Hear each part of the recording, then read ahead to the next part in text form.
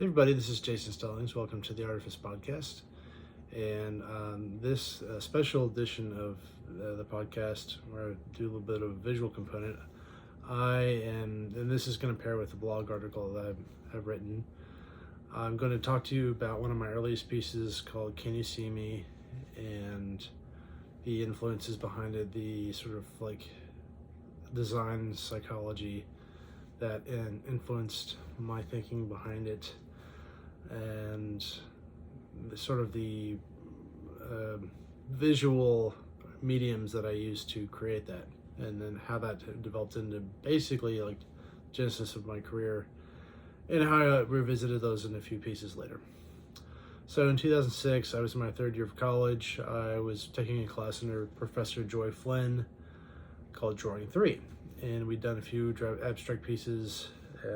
Third or fourth was a project where we laid out a series of figure drawings over a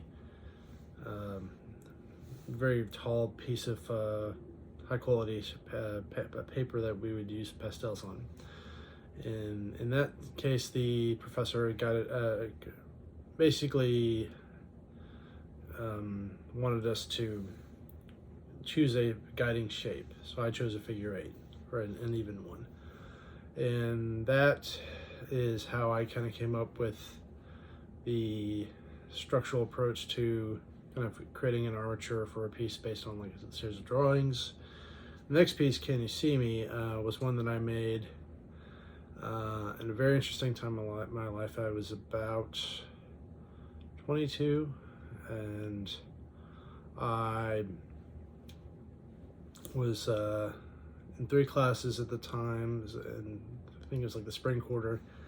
I was working a late night job at a pizza place in Savannah, Georgia called Sweet Melissa's, and so that was a very interesting thing where like I had like these really interesting, stimulating, engaging classes. I was also taking materials and techniques at the time.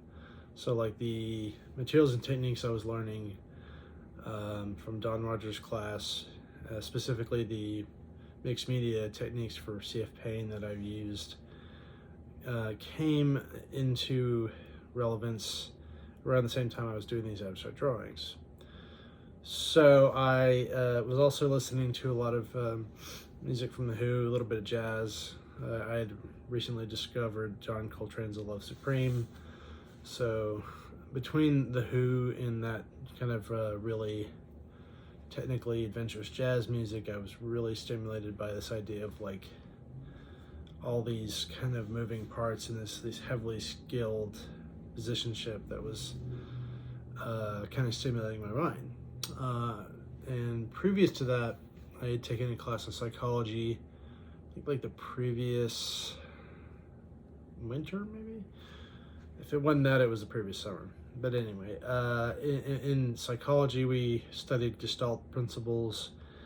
The ones that really specifically resonated with me were completion, repeated patterns, kind of all these things that are naturally occur in design and can be consciously applied, but also unconsciously applied.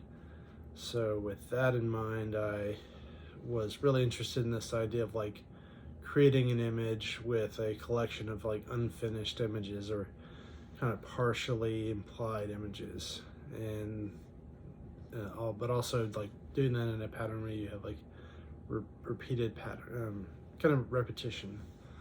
So those were like the two guiding things. And back then I was really just discovering this process. So the drawings were very rudimentary, very simple. And like there were other people in the class that were doing much more complicated drawings, having very different results with this project. So, and some like truly great work.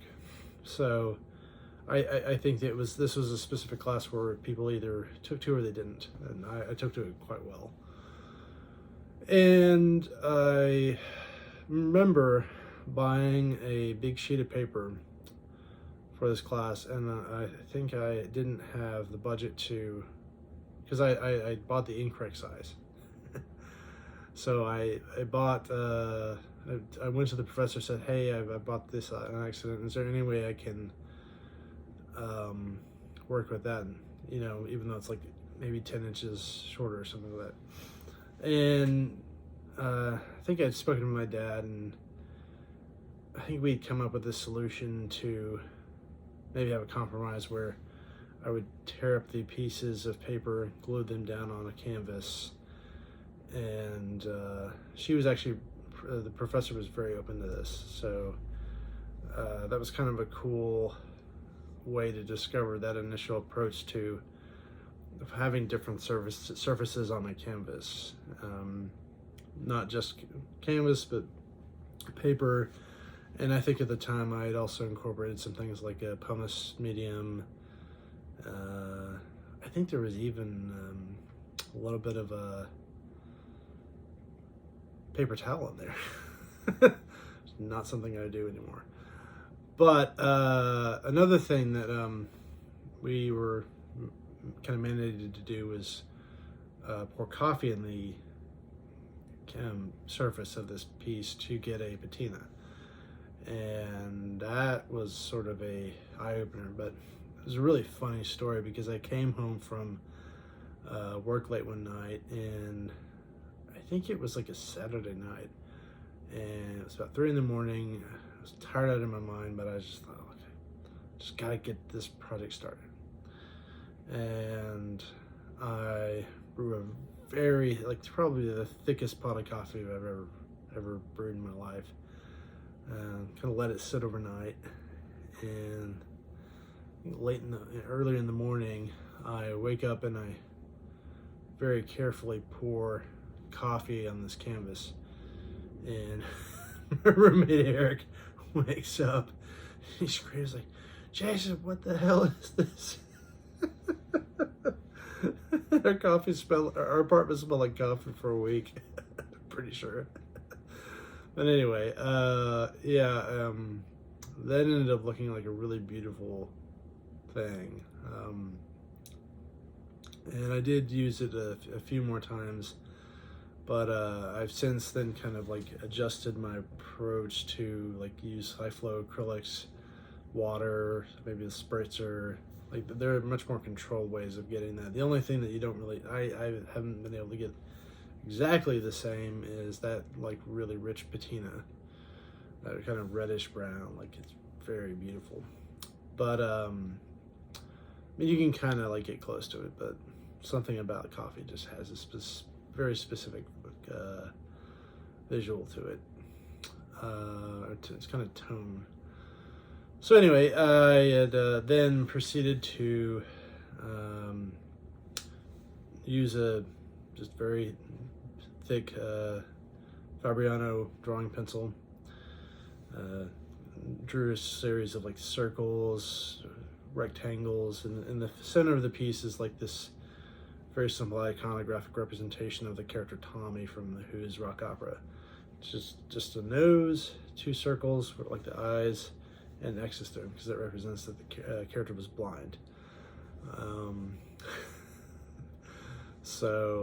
And it was an interesting thing listening to that album around that time, kind of getting inspiration from the concept of the album where you have this character who is like disabled but still has these heightened senses and these heightened abilities. It's kind of like the concept like Daredevil, where like the character is blind but he can do all these amazing things. I mean, obviously I'm not blind, but I have I grew up with a host of learning differences in like dysgraphia, dyslexia, dyscalculia, and like those are things that I still live with and work with. But the kind of like inspiration of like hearing a story written about a character who like overcomes these things in a positive way was like very inspiring to me. So the imagery is still very simple.